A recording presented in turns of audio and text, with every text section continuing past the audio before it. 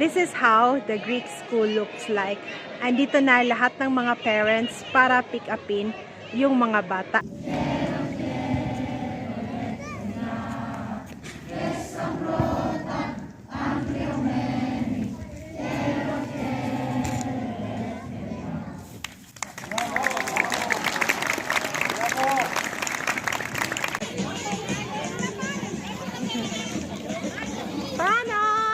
Today is actually a celebration of Greek National Day. So, nagmamarcha ang mga bata para siyang mini parade sa loob lang ng school. It looks just like an ordinary Greek school, pero there's something special about it. Para lang nasa Greece ako, diba? Pero alam nyo ba, wala ako sa Greece. And ganito kadami ang mga Greek families dito sa tinitirhan ko. Diba sobrang dami? Kasi meron nga kaming school. Makikita nyo na ang daming estudyante sa school, even though this is just purely a Greek school. Ikwento ko today kung bakit kami umalis sa Greece. Bakit umalis ang napakadaming mga Greek sa Greece. Kasi makikita nyo naman, ang dami-daming Greeks. Dito lang sa school na to is, ito na, di ba? Pero dito sa city namin, sa city lang namin, merong 4 na Greek school. So, you can imagine kung gaano kadami ang Greeks na nakatira dito. 2 years ago, nandun kami sa kabilang school. Nag 2 years sila doon, tapos ngayon, lumipat kami dito kasi mas malapit. And as you can see, there are a lot of Greek kids. According to the Greek embassy, there are around 17 to 20,000 Greeks in the country and 7,000 are living in my city. Angela, say hi to mommy. Yung babae at yung matangkad na lalaki ay anak ko. Andito na ako sa bahay, so now I'm ready to share to you kung ano bang mga reasons bakit kami umalis sa Greece. Bakit hindi kami nakatira sa Greece as a family. So, nakwento ko naman sa inyo before na yung asawa ko ay Greek. Tapos yung dalawa kong anak is of course holding also a Greek passport. But I am a Filipino passport holder. Ang pinakauna talagang reason kung bakit kami umalis sa Greece is, you probably already know, is yung cost of living. Sobrang mahal ng pagkain. Hindi lang yung pagkain, lahat na talaga. Kasi sa pagkain pa lang, which is pinaka-obvious, we are spending 500 euros per month. Pero lately, nagkukulang na yung 500 sa amin. Lately, minimum 600 to 800 euros per month na yung expenses namin sa pagkain, at included na rin yan yung mga pakonte-konteng bili ng mga damit, but nothing branded. Yung mga typical lang na pambata na damit, kasi ako at yung asawa ko, we rarely buy clothes for ourselves kasi nga nagtitipid rin kami. So, alam nyo naman na aside from food, mataas rin yung tax. Every time you purchase from the supermarket, makikita nyo kung magkano yung value-added tax. At saka malaki talaga. Whereas in other countries, mas lower yung value-added tax. Aside from that, nagbabayad rin kami ng tax sa bahay, tax sa sasakyan. So, any properties that you have na declared sa government is binabayaran nyo yun sa tax. Yung tax na yun is connected sa electricity bill. So, kung magkano man yung tax mo is sinasama na ng government sa electricity. So, kung hindi ka nagbayad ng tax, so, ikakat nila yung kuryente mo. So, you are forced to pay for your tax. Hindi siya katulad sa Pilipinas na, di ba, sa atin is okay lang na hindi nagbabayad ng buwis. Kasi karamihan sa Pilipino, hindi talaga nagbabayad ng buwis sa bahay, di ba? Which is very different sa Greece. Kasi sa Greece talaga is, yung gobyerno is fully enforced nila ang pagkukolekta ng tax. Kaya very, very strict when it comes to tax. The second biggest reason why we chose not to live in Greece is healthcare. Nagsimula ito nung ma-experience ng asawa ko na magkasakit yung tatay niya at proceeding to his passing. Nung namatay yung tatay ng asawa ko is mahirap. Kasi nakatira kami sa probinsya. We don't live in Athens, so yung probinsya is part siya ng mainland Greece, pero it takes 3 hours to reach Athens. At ang pinakamalapit na city is 30 minutes minimum. Pero yung nearest city naman is hindi pa rin kasing tulad ng Athens. So when you need a major operation, you really have to go to Athens. So ang nangyari kasi is tumanda na yung father-in-law ko, and of course, expected na natin na nagkakasakit. Hindi naman lahat ng tao is nakatira, diba, sa Athens. So, a lot of you are probably also living in the island. And yung situation sa island is parang same lang sa probinsya namin, kasi yung probinsya namin is maliit lang siya. And there is no hospital. Nagkasakit yung father-in-law ko, kinailangan niyang dalhin sa Athens para maoperahan.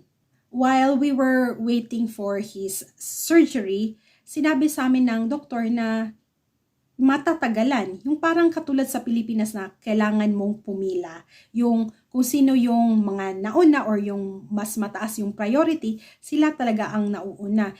Yung father-in-law ko is kailangan na talagang maagapan yung heart surgery niya. Kaya we were forced to pay the doctor. Black money po.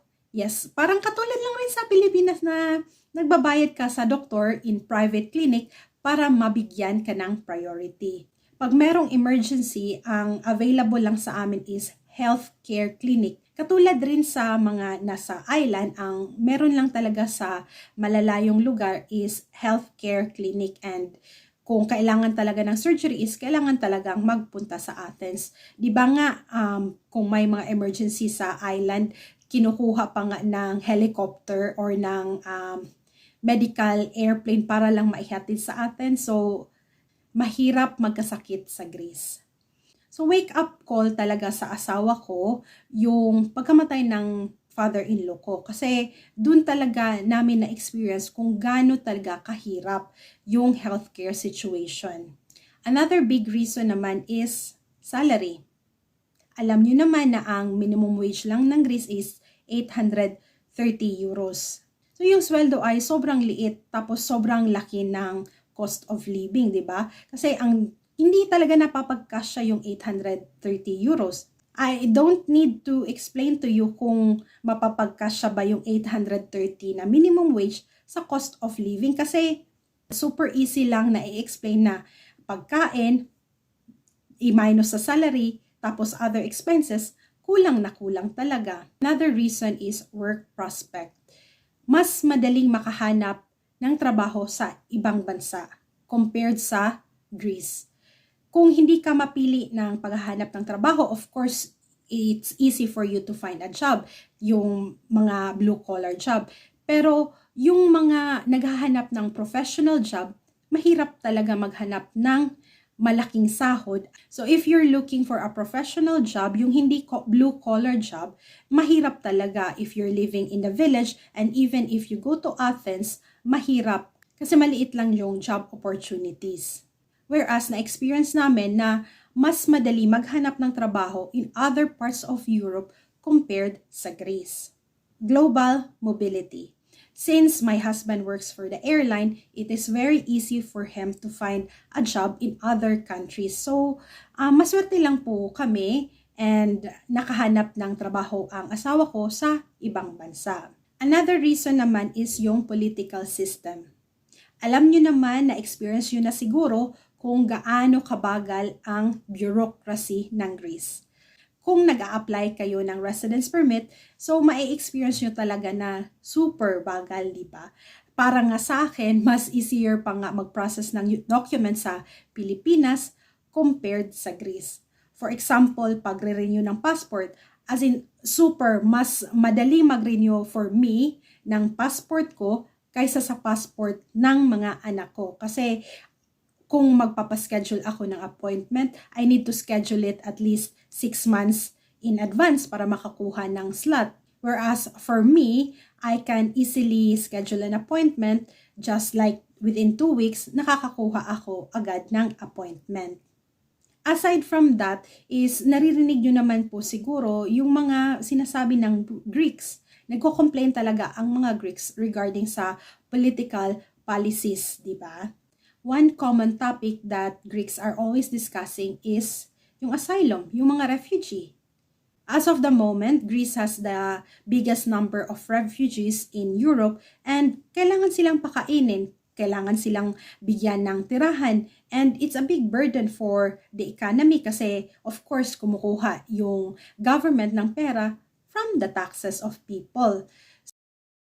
Ang major reason talaga kung bakit nag-aalisan ang mga Greeks ay yung 2009 financial crisis. Yes, simula noong 2009, maraming mga companies na nagsarado, including yung Olympic Airlines na pinagtatrabahuan ng asawa ko. So, yun po siya yung major carrier ng Greece before at nagsarado. Katulad ng iba pang mga company sa Greece, marami talagang small and big establishments na nagsarado. Kasi kahit nga sa maliit namin na taon, marami pa ring mga stores na sarado until now. Stores have started opening pero hindi pa rin siya nagbabalik sa normal. Nag-i-improve yung Greek economy pero hindi siya katulad, hindi pa nakaka-recover. Tapos dumagdag pa yung COVID, di ba? So nung nag-COVID, the tourism industry of Greece has really suffered and nagdumagdag pa yun. Mas maraming mga hotels, restaurants, coffee shops, and anything related to the tourism industry na nagsarado. Kaya maraming nawalan ng trabaho na mga Greek. So bakit ang daming third world countries, immigrants like us, Filipinos and Bangladesh and Indians coming to Greece? Kasi yung mga Greeks mismo is umalis na. Greece is the highest emigrants. Emigrants. Yung emigrants is yung umaalis na mga tao. Yung immigrants naman na letter I is yung pumapasok. So in the whole European Union, Greece is actually the highest number of citizens na umaalis sa bansa nila para magtrabaho. Makikita nyo na mas maraming foreigners na pumapasok sa Greece.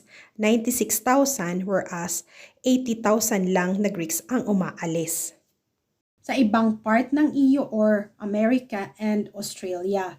Kaya kinailangan na mag-import ng employers from third world countries. Kasi nga ayaw nang magtrabaho ng mga Greeks sa maliit na sahod sa mga hotel. Kaya super dami nating Filipino na seasonal workers ngayon.